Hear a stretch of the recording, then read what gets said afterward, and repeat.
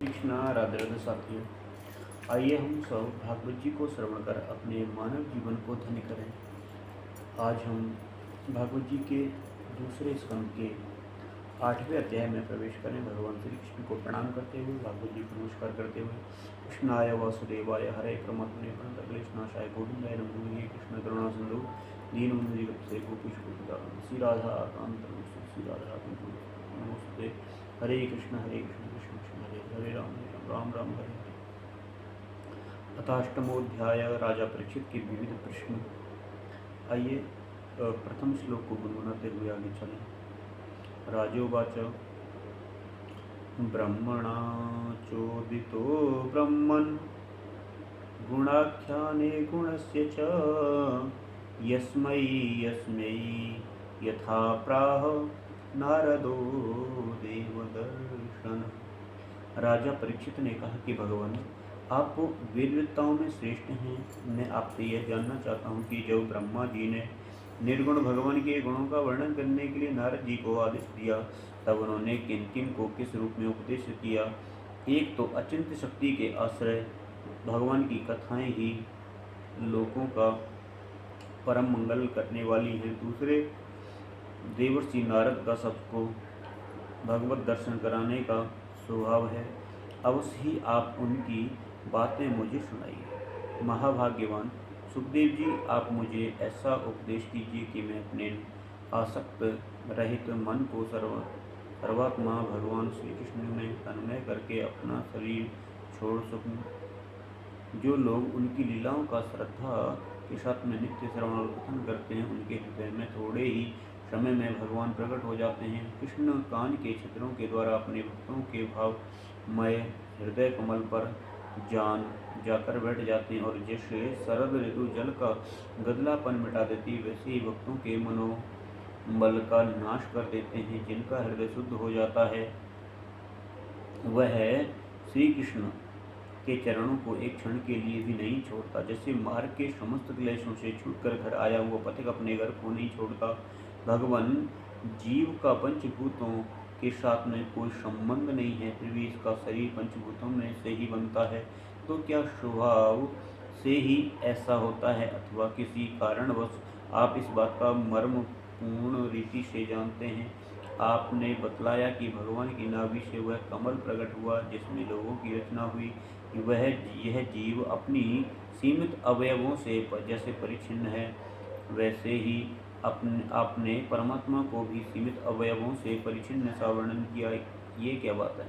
जिनकी कृपा से सर्वभूतमय ब्रह्मा जी प्राणियों की सृष्टि करते हैं, जिनके नाभि कमल से पैदा होने पर भी जिनकी कृपा से ही ये उनके रूप का दर्शन कर सके थे, वे संसार की स्थिति उत्पत्ति और प्रलय के हेतु सर्वंतर्यामी और माया के स्वामी परम पुरुष परमात्मा अपनी माया का त्याग करके किस रूप में शयन करते हैं।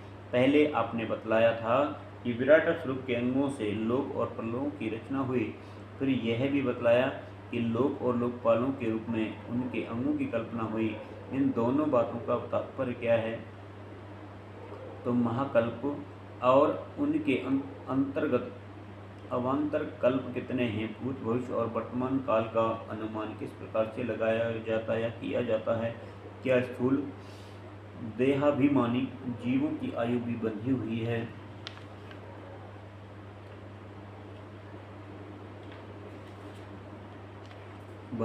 है? ब्राह्मण श्रेष्ठ, काल की सूक्ष्म गति त्रुटि आदि और स्थूल गति वर्ष आदि किस प्रकार से जानी जाती है? विविध कर्मों से जीवों की कितनी और कैसी गतियां होती हैं? देव, मनुष्य आदि योनियों सत्व रज तम इन तीनों गुणों के फलस्वरूप ही प्राप्त होती है।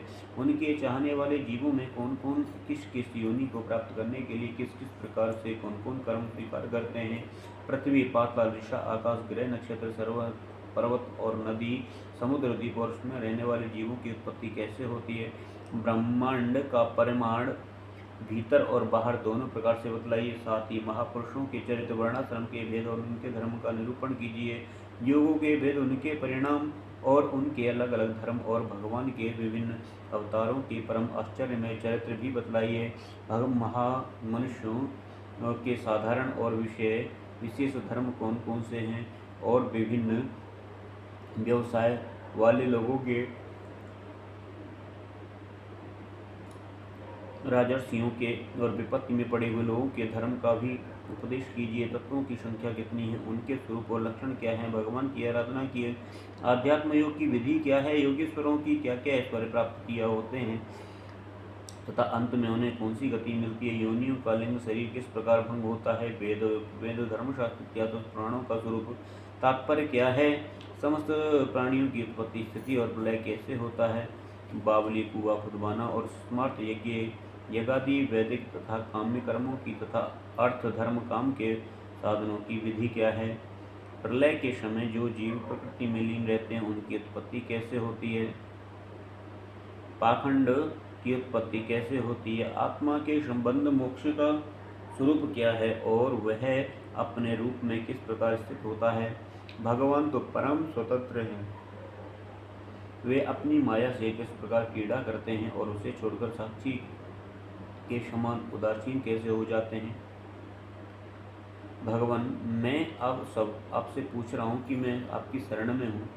महामुने, आप कृपा करके क्रमशः इसका तत्वादि निरूपण कीजिए। इस विषय में आप स्वयंभू ब्रह्मा के समान परम प्रमाण हैं। दूसरे लोग जो अपनी परंपराओं से सुनी सुनाई बातों का ही अनुष्ठान करते हैं, ब्राह्मण आप मेरी भूख प्यास की चिंता न करें। मेरे प्राण कुपित ब्राह्मण के साप के अतिरिक्त और किसी ब्राह्मण से निकल नहीं सकते, क्योंकि मैं आपके मुख बिंद से निकलने वाली भगवान की अमृतमयी लीला कथा का रसपान कर रहा हूँ। सूत जी कहते हैं, सोनपादी ऋषियों, जब राजा परीक्षित ने संतों की सभा में भगवान की लीला कथा सुनाने के लिए इस प्रकार प्रार्थना की, तब सुखदेव जी को बड़ी प्रसन्नता हुई। उन्होंने उन्हें वही वेद तुल्य भागवत महापुराण सुनाया जो ब्रह्म कल्प के आरंभ में स्वयं भगवान ने ब्रह्मा जी को सुनाया था। पांडु वंश शिरोमणि परीक्षित ने उनसे जो जो प्रश्न किए थे वे उन सब का उत्तर क्रमशः देने लगे। इति श्रीमद्भागवते महापुराणे पारमहंस्यां सीतायां द्वितीय स्कंदे कृष्ण विधिर्नामाष्टमोऽध्याय। कृष्णाय वासुदेवाय हरे परमात्मने प्रणतः क्लेशनाशाय गोविंदाय नमो नमः।